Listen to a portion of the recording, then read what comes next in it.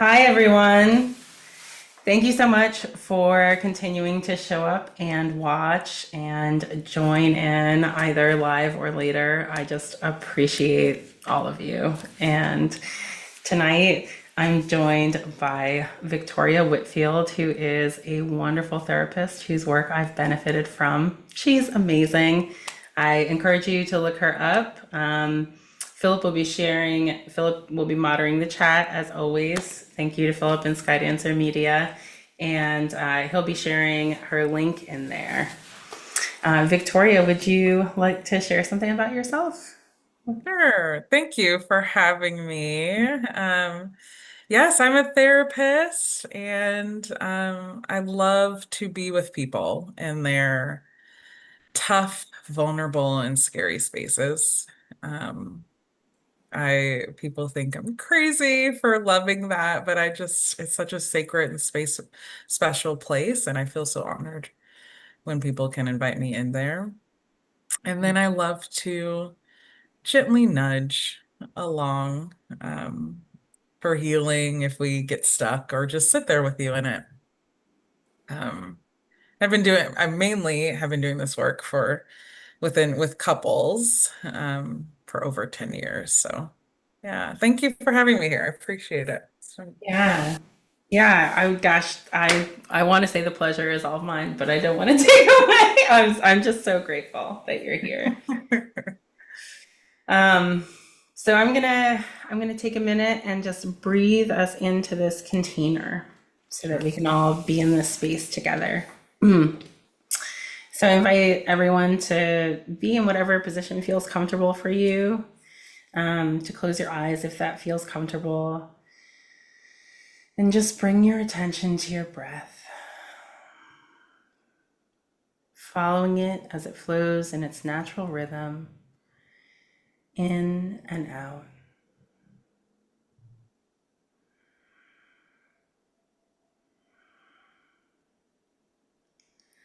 And notice what's in your body. If anything pops up into your mind, if any emotions bring themselves to the forefront, just notice your moment. Everything that we are is what we bring into rooms, virtual or physical, with us. And just taking this moment to be present with ourselves allows us to be aware and to show up the way that we want to.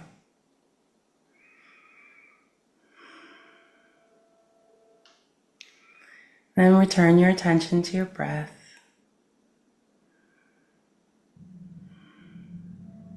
And when you're ready, open your eyes.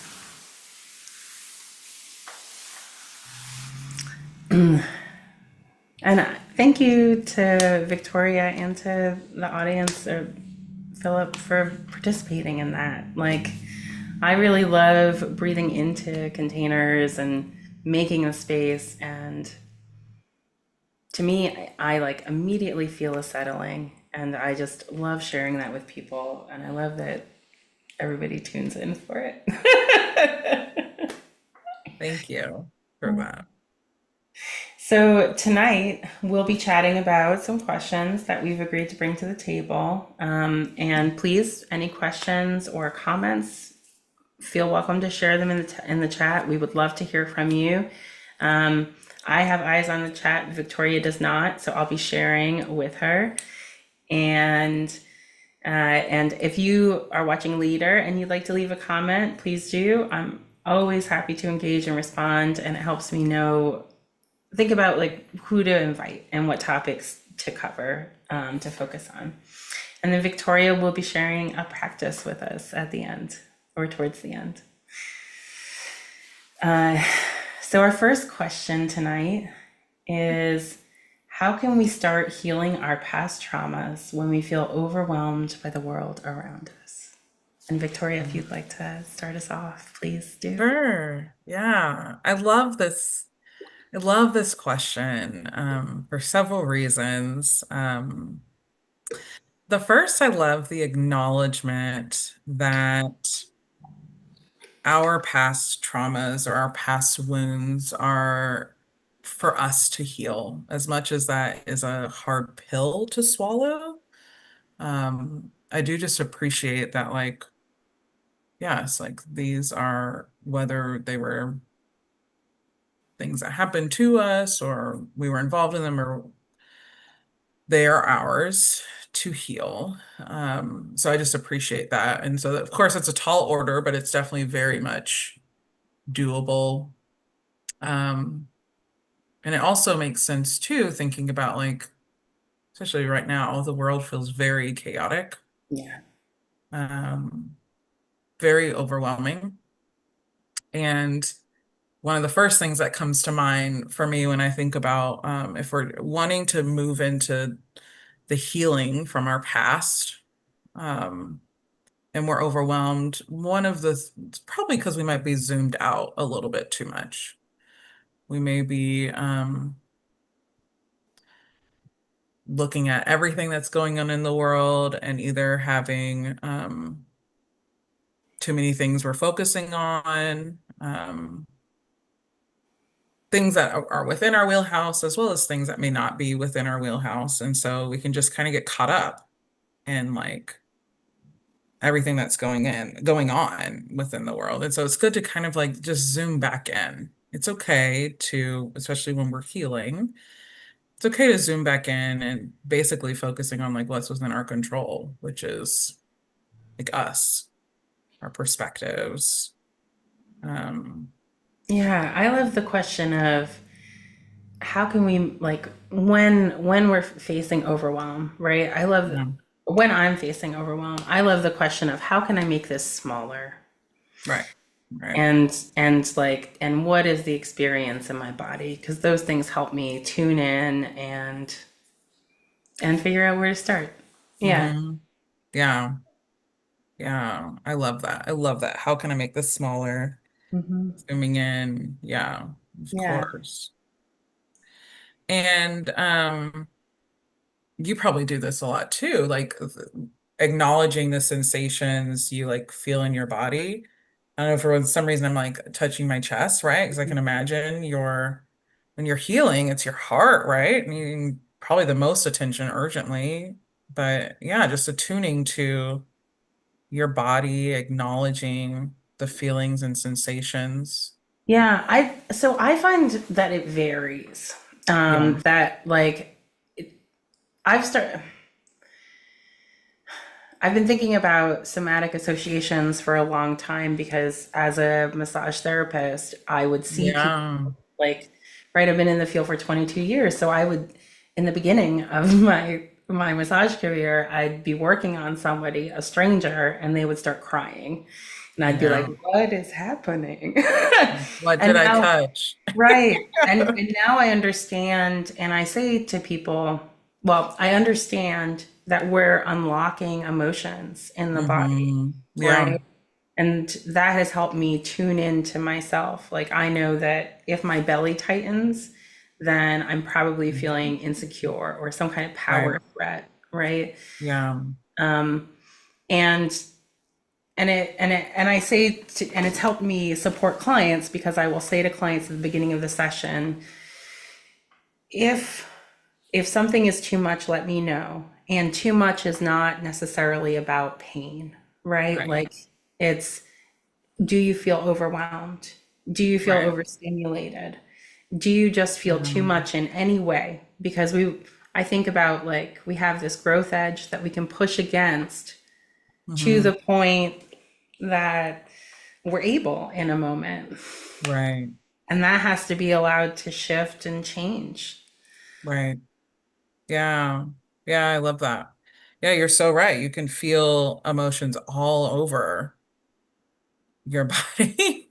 It's crazy sometimes where things can manifest within your body, like where the emotions can manifest. But yeah, I often tell folks too, like when you're naming where you're feeling it, and then you're putting like the feeling word with Mhm. it too, can help focus in on what you're feeling, what's within your control. Even saying, some type of like acknowledging statement of like, if something was triggering or something, whether it be something external or internal was triggering, I'm feeling, put in the feeling word, I'm feeling it in this specific place in my body. Um, Even beginning to say things so we're not focusing on um, too much on what we can't do if we're feeling overwhelmed, but more like I'm learning to heal this. I'm feeling it and I'm learning. This acknowledging is a part of me, like learning how to move into it. Yeah. Yeah, I love that. I love that. And we have a couple of comments in the chat. Philip said, true, lots of uncertainty in the atmosphere. And Rachel said, I appreciate the zoom back in and how can I make this smaller language? It's Mhm. helpful for me when I can get clarity on the scope of my focus. And if I don't know, I likely need to go smaller. Yeah. Yeah. Hmm. Yeah. Love Yeah. that. Yeah. Yeah. And for me, when I'm like, I love what you said about like bringing putting a name to an emotion. Hmm. I feel like invites collaboration in the mind body emotion Yeah. system, Yeah. right? So it's not just the mind spinning on it, it's not just the emotions dwell, Right. and it all gets to collaborate. And when I'm able to like feel an emotion, allow the understanding to come, and then that supports me in, it has supported me over the years in getting faster and faster in tuning Yeah. into, oh, I have this body sensation, and so I need a pause, or I need Yes. like, Yeah. and meeting myself there, so that again, for like, well, the goal for me is to choose my actions rather than have reactions, Yeah. to I create love that. how you said getting faster and faster because that's a key point. Like that acknowledgement process is slow at Yeah. first. Yeah. And that's okay, right? That's good. We're doing something completely different within our brains. Yeah. And it takes practice, just like you mentioned, in order to get more efficient. Hmm.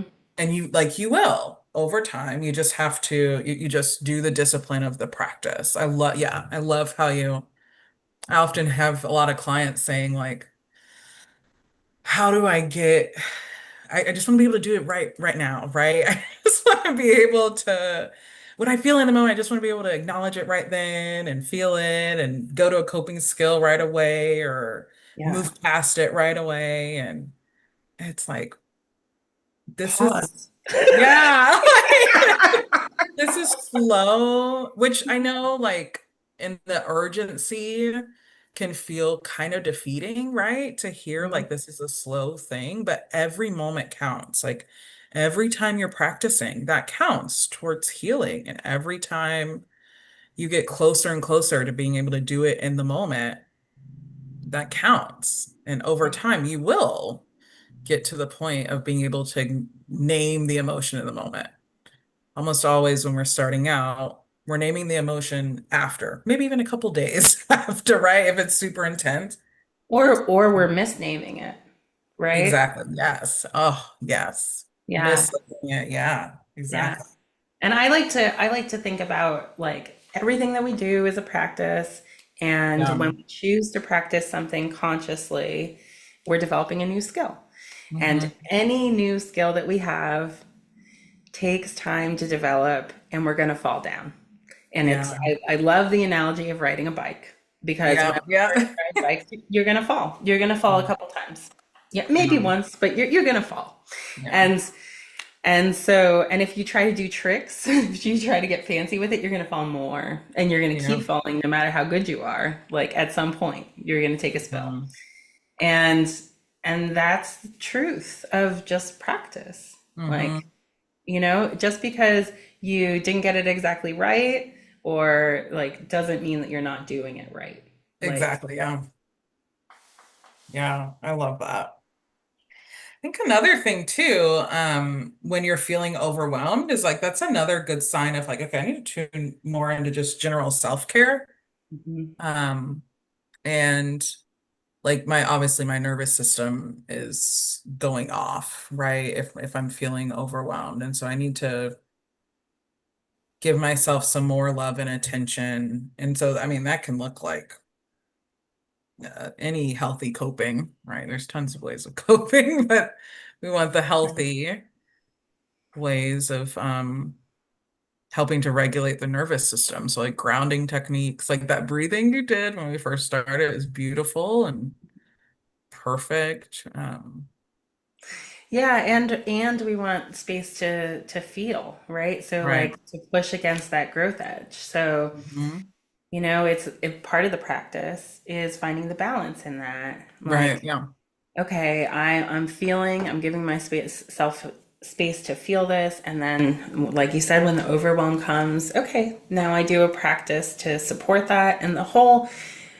Right, it's like a large practice of being that is comprised of all of the small practices that shift and come in and serve us for a Right. while and then dissipate, and Mhm. allowing all of that flow is, I think, a beautiful part of the process, because Mhm. every time we have another tool, every time we have another tool, we like fill up our toolbox a little more, and Right. then like as we practice with it, our toolbox gets organized. So it's like, all right, I'm feeling this way, I can pull this tool out, this breathing tool, Mhm. Right. Right. and I know that it plugs in here. Right. Yeah. And then, like you mentioned, oftentimes what I tell a lot of folks is we're going to learn how to feel, like you mentioned. We ride the waves of intensity with emotion, right? Like, Mhm. um, doing a finding the appropriate self-care tool, but then also like which can help like so we're doing the tools sometimes when we're in the heightened emotion. Lots of times we're getting a ton of information there, right? So we don't want to rush in too soon to cope because that's unhealthy, right? But when we like you mentioned, finding that balance, but it's good to practice some self-care skills. Um, that you're like, okay, this one I could feel, you know what I mean? Just see how it fits. Kind of like trying on some pants or something. You know what I mean? Yeah. Like I just want to see how they fit. When would this be helpful?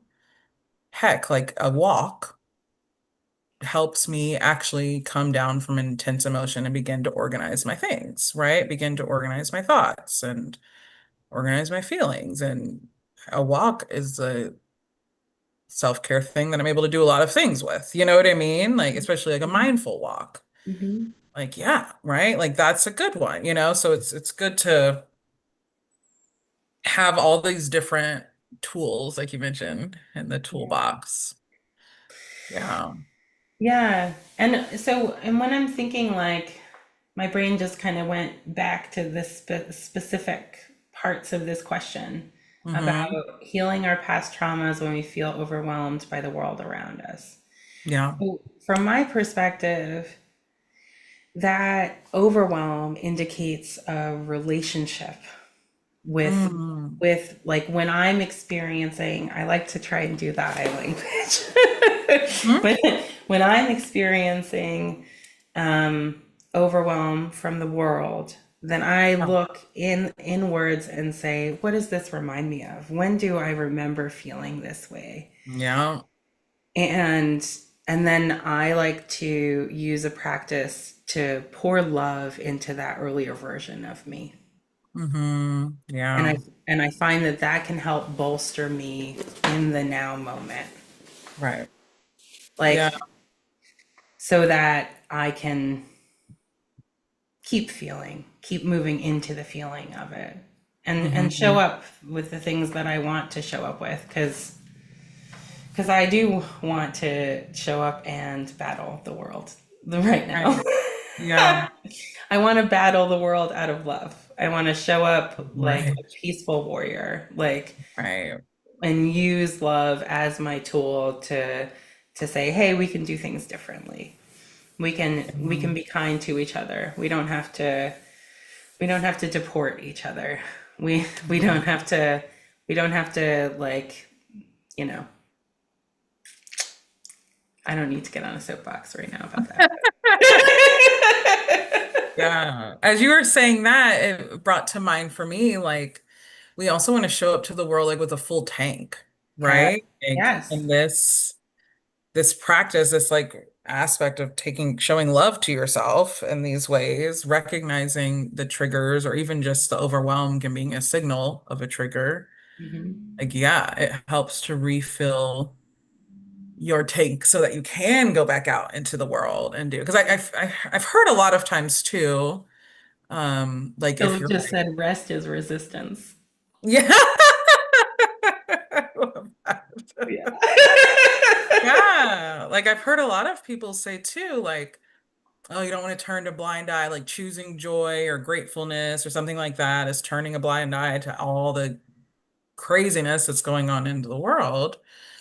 And that's the toxic positivity side of things, right? When you're ignoring what's going on, where this is different. This is talking about we are human. We have our healing.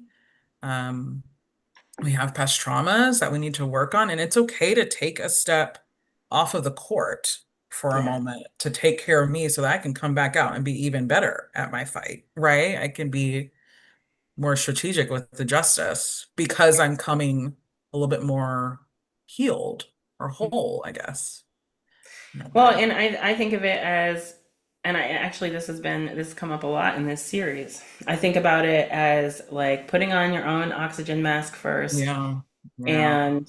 and also I want to make sure that I'm self-tending so that I can show up in the way that I want to show up, right? Again, it goes back to the choosing my actions instead of reacting.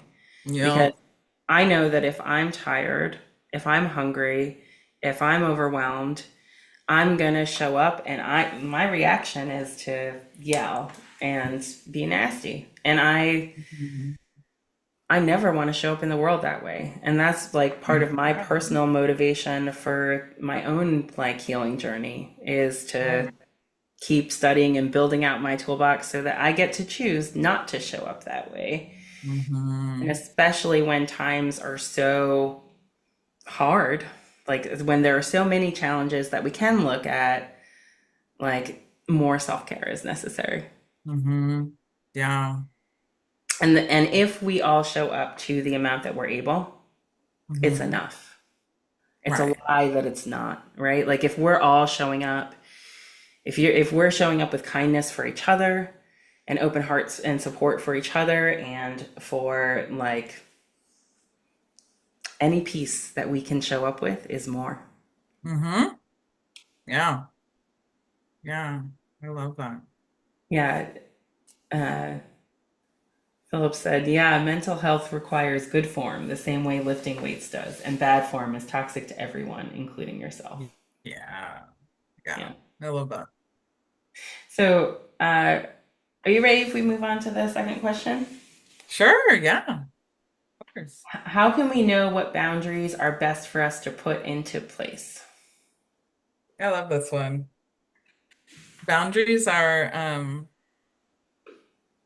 I did not know about boundaries much until like later in life.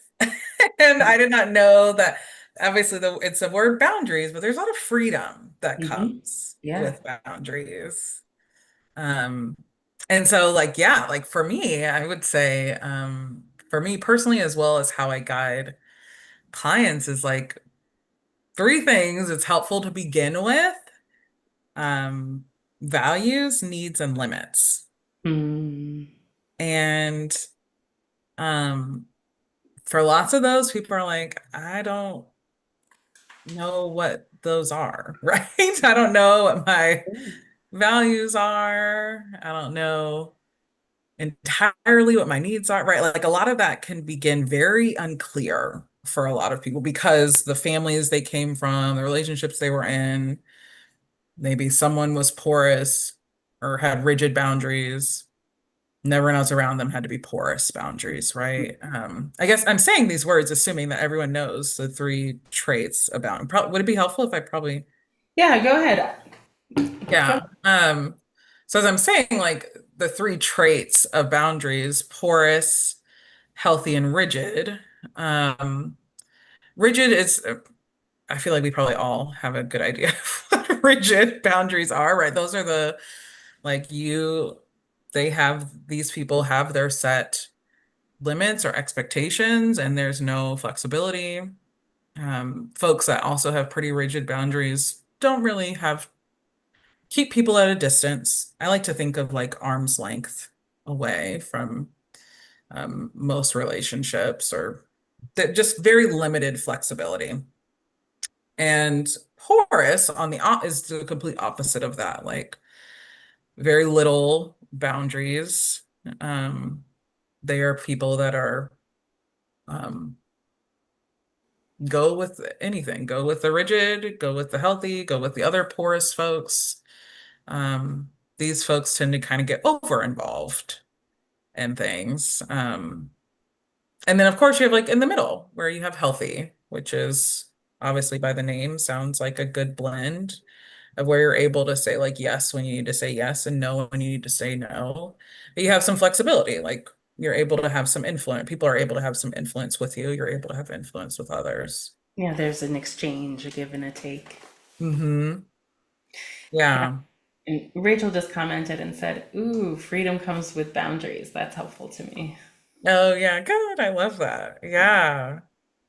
Um, and so yeah, like one thing I think is very key though when you're working with boundaries um is just it's helpful like as you're learning about boundaries and you're figuring out what are the best ones to put in place.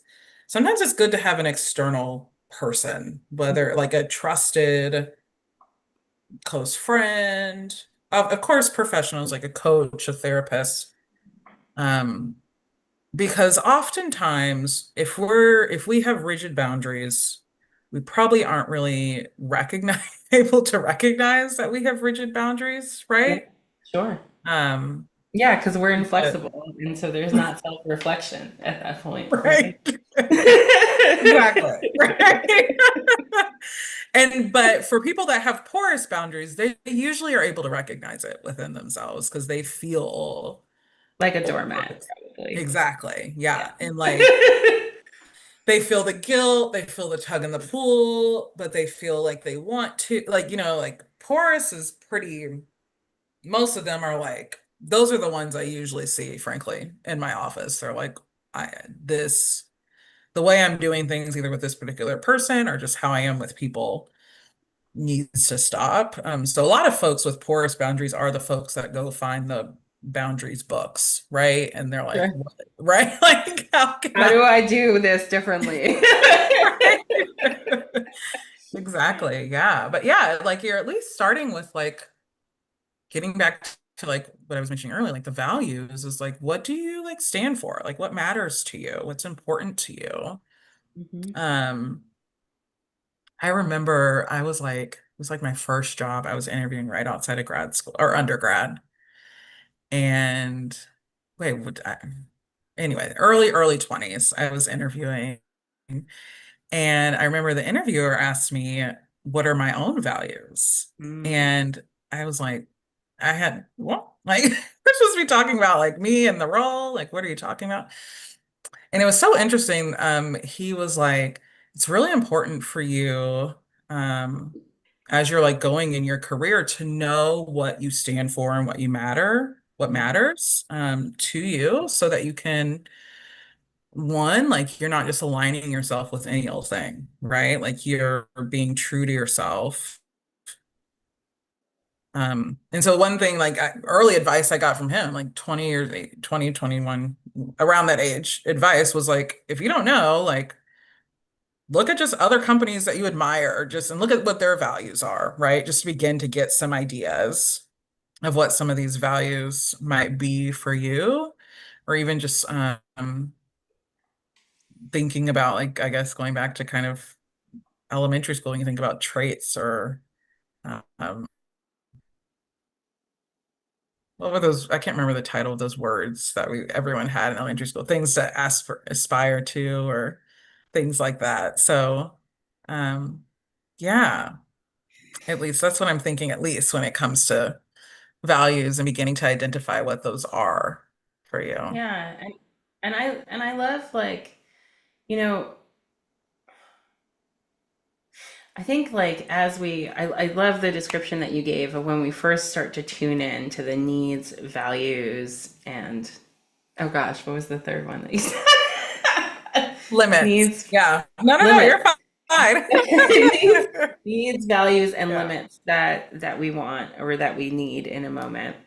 And that clarity like is about, I think that goes back to what we are talking about in the first question, right? Like it goes back to being connected with yourself, with your system, and Yeah. allowing it to flow because it's going to be different from one Mm-hmm. day to the next, right? Mm-hmm. You know, if you have a relationship, for example, with someone who is rigid, then you may need a break in order to, and you're Right. porous, then you may need a break in order to establish your limits and understand what they are.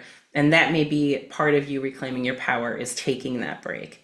And Mm-hmm. also, if it's a parent, a sibling, or somebody in chosen family, but somebody that you still want in your life, then there may be a time that you're able to come back in and say, okay, well, these are Mm-hmm. my limits, and now I've found my center, and I need to enforce them. And that can change as we grow, right? Like it can change past that to, Mm-hmm. well, I know that I can do an hour with that person, or I know that, you Right. know, and that's a reflection of where in the relationship we do or don't get interplay. Mm-hmm. Maybe that person starts to understand or have compassion or whatever, open, become Mm-hmm. healthier. Um, Mm-hmm. and maybe they don't, and maybe it affects us less, and maybe it doesn't. And allowing for all of that to be true, I think is what supports boundaries in flowing Right. as we grow. Yeah. Yeah. I love that. Another thing too is reflecting on like the past to help you identify what your present day patterns are. And when I say reflecting on the past, it could be like, when were those moments that I said yes when I really wanted to say no? Yes, yes. And like asking yourself like what like paint like figure out the whole context with that, Mhm, right? Like was there something, was I feeling pressured to say yes internally? Was mhm. I feeling pressured externally? Is there a combination of things? Right. Had I internalized an external influence? Yeah, Mm-hmm. yeah, Yeah. Those will help you like just wrap your head around like where you are boundary wise. It will also help you identify your traits within your different relationships and situations. There's so many different types of boundaries too, but like, yeah.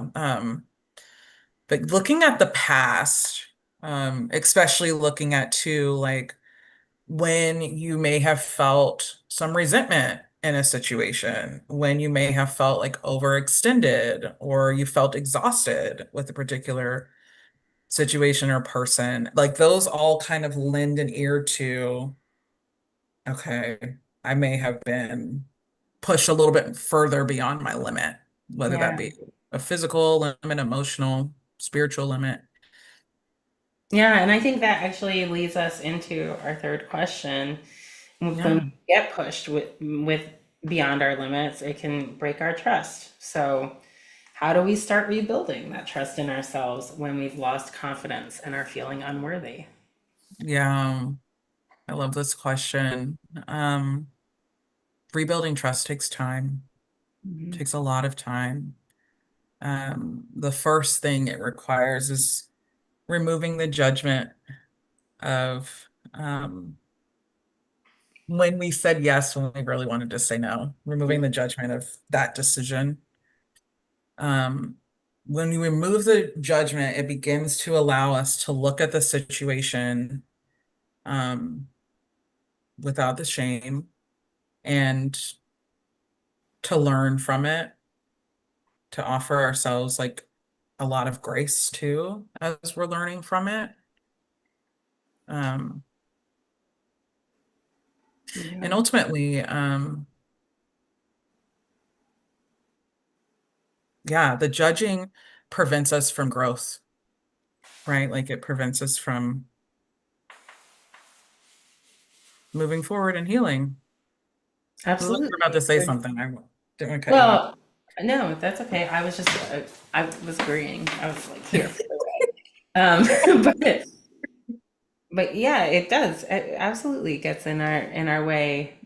We're too busy judging. If we're judging ourselves or feeling remorseful or like worrying about what comes next, then we're not in our actual feelings. We're not Mhm. in our moment. And we're not Mhm. self-tending, right? So like it's Mhm. okay again to take a break from your feelings because we don't want to spend time in overwhelm. And when you're going to take a break from your feelings, that's self-tending time. Right. Not like, and all of this with gentleness because while judgment, guilt, remorse, worry will hold you back, it's all a practice, right? So Hmm. we don't want to judge ourselves for judging because that can be an ugly cycle. Cycle. Yeah. Yeah. So true. Yeah. I think another thing too, like when we when we get in that judgment, it's because we're focusing on only what we've done wrong or what we missed or what the mistake. Hmm. And one of the things that can help rebuild our trust in ourselves is like looking at what we've done well too, right? Like you're not always having t terrible boundaries, right? There are moments where you have good boundaries, like, and you can expound on that for yourself, right? And process through, like, yeah, what did go well in that situation? What did help me set a good Yeah. boundary here? Or, um, And that's a beautiful building block to, mm-hmm, right? That's like a foundation for us to stack on top of. Like, mm-hmm, oh, I I didn't I didn't catch myself here, but I did like give myself space to like be upset about it after. Or I did come back and say what I wanted. So like how can I support myself to that sooner? Right? Like that's like a how do I build more of that question? yeah, Yeah, I love mm-hmm, that. Yeah. Uh, Philip said, judgment lets me reject things without owning their impact on me. Yeah, mm, that's yeah, that that's is good, a Philip. yeah, right. If we dismiss something that we've done, then yeah, we are sidestepping ownership. And that's actually a great example of how how it holds us back. Mm-hmm, mm-hmm. I think it's also important to note too, your relationship with yourself is probably one of the most important relationships you will ever have in this life, right? Because you're with you all day, every day from beginning to end. Yeah. So, it's important to give yourself grace, um, while you're learning and while you're rebuilding that trust with you, um, and to not just focus on what you've done wrong. I had a client, this will never leave me. I don't, this was so long ago, but they made a mistake, something in the kitchen. They made a mistake in the kitchen and they said out loud to themselves, like just something really mean to themselves. Um, and their partner was like, "Stop bullying my friend." Yes. Right? And it's like, yes, that's what judgment is. And I was like, keep that forever, right? Like keep that Yeah. thought. Yeah. Because that is what a lot of times our external folks would say, right? If they Mhm. hear the ways that we doubt ourselves and the negative things that we may say to ourselves, the way that we make ourselves feel unworthy, Yeah. or Yeah, people I would. think I love that as a practice. I Mhm, think for everyone, like if you hear yourself being mean to you or dismissing you, then like greet yourself with that. Don't mhm. talk about the person I love that way. Yeah, right? Yeah, Yeah. and that's a great way to rebuild that trust because Mhm, you're showing up in every moment with that of like love, self-love. mhm, Yeah, mhm. yeah. Philip said, I've appreciated that exact move from Vita before. Thanks, Philip. Yeah, Love that. yeah. So we are coming up towards the end of our 45 minutes, and Okay. I would love to hear the practice that you Yes. share. Yeah. Yes. So at this point in my journey, gratefulness has been essential. Mm, Um, and so something that I've been doing is taking like 5 minutes every day at minimum. It's usually more than that, but 5 minutes every day for gratefulness. mm, And that could be something as big as like, I don't know, for me personally, like I had this awesome breakthrough within a session today, or a couple is healing and growing, to something as small as like I got an awesome parking spot at the Nice. grocery store. Like all of that um counts. And so one of the things that has inspired this is I found I'm in a year-long training within Imago therapy. And at the beginning, before we dive into an Imago conversation, we do a centering. Mm, And I found that when we do a centering around gratefulness, and then we move into a tough conversation, boy, does that turn the temperature way down, right? On mm, mhm. a tough conversation, because we just put things into much greater perspective when we start that way. We still solve the problem, right? And it's still a problem, but it's just not taking over our view. And so I just wanted to just share a few quotes from that video that resonate with me. I want to say it's included, the link, it's Yeah, included. Philip's gonna share the link in the chat for us. Okay, perfect. Yeah. So if It's, anybody wants to watch the full video, you can follow that link, hopefully after ours, but yes. it'll be here for you. So Yes, yes. And so, um, what's inspired me, like these quotes have kind of made my gratefulness journey like just go a lot deeper. It feels simpler, but it makes it vast. And so usually like before I go into a tougher conversation with a couple, we may watch this video together. And it just helps us put things into perspective. Um, what I do daily is kind of just meditate on a few of the quotes from the video. And so I'm just going to share with you the ones that have really been resonating with me lately. It's not just another day in your life, it is the one day that is given to you mm, today. It's a gift, and the only gift you have right now. Another quote from that video is, the only appropriate response to this gift of today is gratefulness.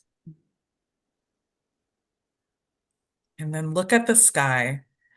Notice how different it is from moment to moment, with clouds coming and going. Look at all the shapes of the clouds. And then lastly, the one that resonates with me the most, look at all of the faces of the people whom you meet. These people hold their life stories, as well as the stories of their ancestors. Yes. Oh, I love that. Thank you so much. Yeah. Hmm.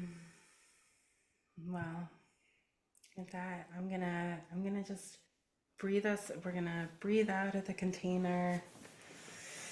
And it. So invite everybody to just lean into the beautiful space of that gratitude.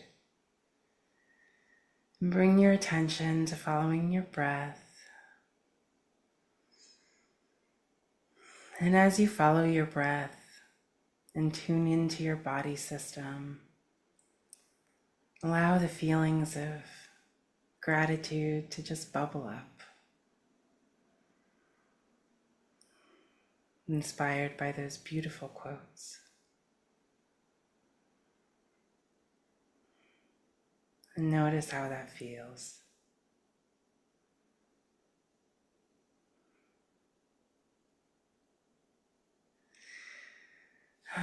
And then gently bring your attention back to your breath and open your eyes when you're ready.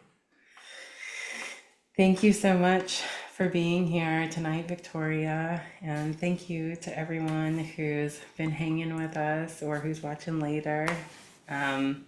That video link is in the chat.